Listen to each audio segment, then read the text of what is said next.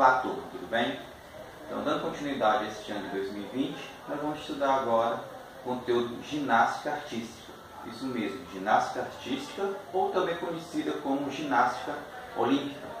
Ginástica artística são movimentos corporais sistematizados com uma finalidade, que é justamente a competição. A ginástica, ela tem como tradução do grego exercitar-se, né? Treinar-se. Então, como é uma palavra grega, onde foi o seu maior apogeu, o seu surgimento foi maior na Grécia Antiga. Por que na Grécia Antiga? Na Grécia, exercícios físicos eram sinônimos de competição. Eles gostavam muito de competir. Mas, infelizmente, por conta do domínio romano, essa ginástica artística ela foi quase que desaparecida. Ela foi quase que extinta. Por quê?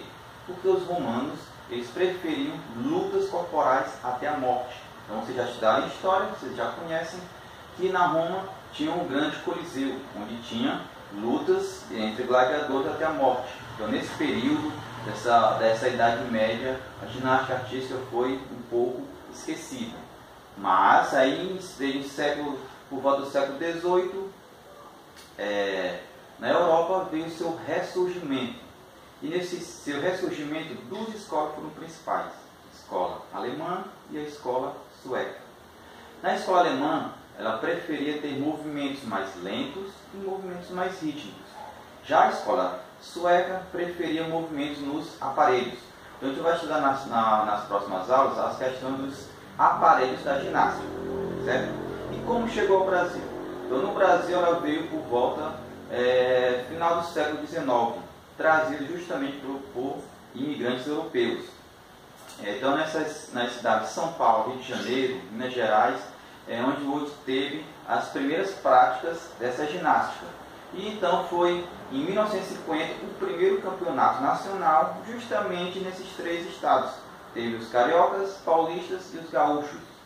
E então, em 1978, surgiu a Confederação Brasileira de Ginástica. O que essa confederação faz? Ela organiza, cria, regulamenta os campeonatos do nosso país.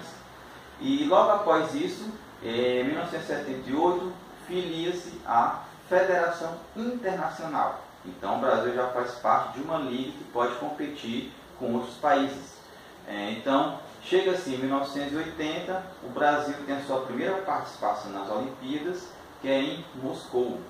E desde 1980 até hoje, o Brasil ele é um país de referência na ginástica. Então, nomes como Diego Hipólito, Daniel Hipólito e Daiane dos Santos são conhecidos mundialmente. Bom? Então, nas próximas aulas, a gente vai estudar um pouco mais sobre as regras, modalidades, quais são os aparelhos de ginástica para os homens, quais são os aparelhos de ginástica para as mulheres. Então, fazendo uma breve recapitulação, ginástica é um conjunto de exercícios corporais sistematizados com uma finalidade de competir.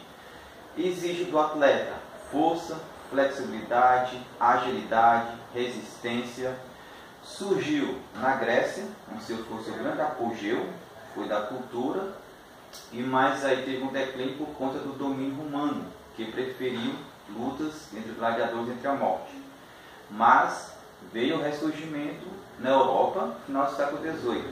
Aqui no Brasil chegou finalzinho do século XIX, início do século XX, principalmente nos estados de São Paulo, Rio de Janeiro e Minas Gerais. Então, criou-se o primeiro campeonato, criou-se a Confederação Nacional de Ginástica e, como ligou à Federação Internacional, o Brasil começou a ser conhecido mundialmente. A primeira participação do Brasil nas Olimpíadas foi em 1980, em Moscou.